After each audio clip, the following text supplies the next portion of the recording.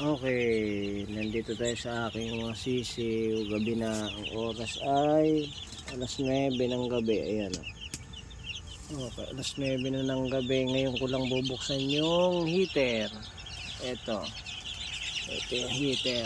Ayan o. Ayan o. May ilaw, ibig sabihin nagana. Ayan o.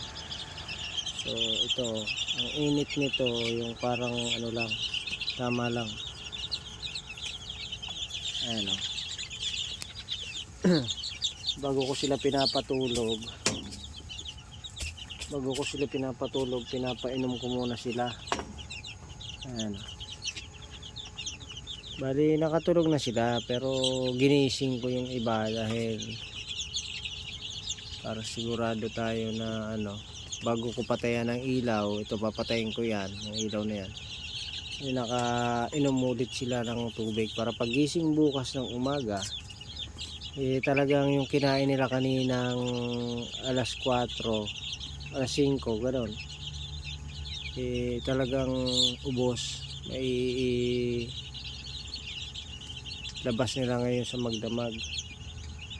So pinapatapos ko lang yung iba. Ayan, ito medyo antok na tong isa. Ito yata yung medyo kahapon. Ito nga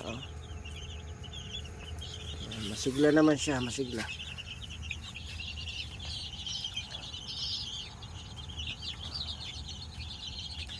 Ayan, ipa na may apog sa ilalim, tapos yung dayami. Mas okay kasi yan para sa akin yung halo, para yung hindi agad nagkakaroon ng ammonia.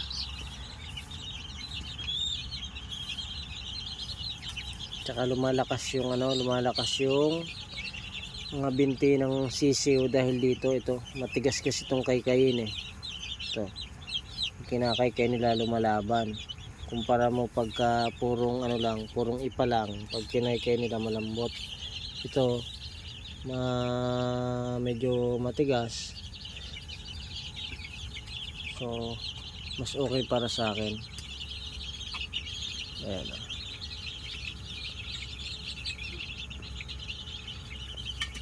paikot yan ng trapal, paikot ng trapal. Ayan.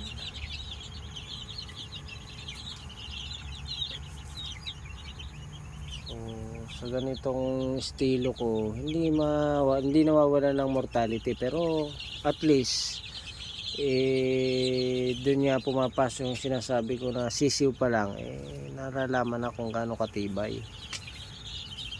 Hindi kasi pwedeng ibibibihin mo sila ng husto. Kailangan wag lang yung bagyo.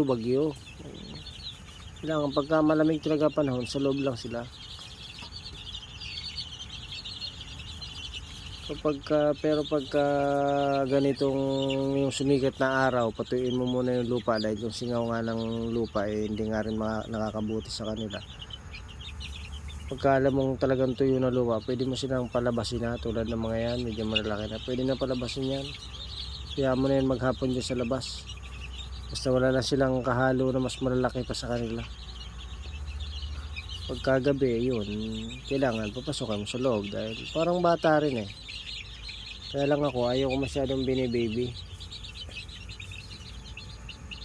Vitamins, walang vitamins. Tubig lang, ayan tubig lang yan.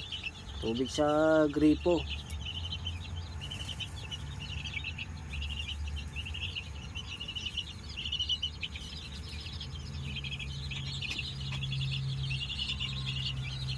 Okay guys, pa-support sa aking YouTube channel, Bugrak Game Farm, and then sa papalo naman sa aking Facebook page, Bugrak Vlog.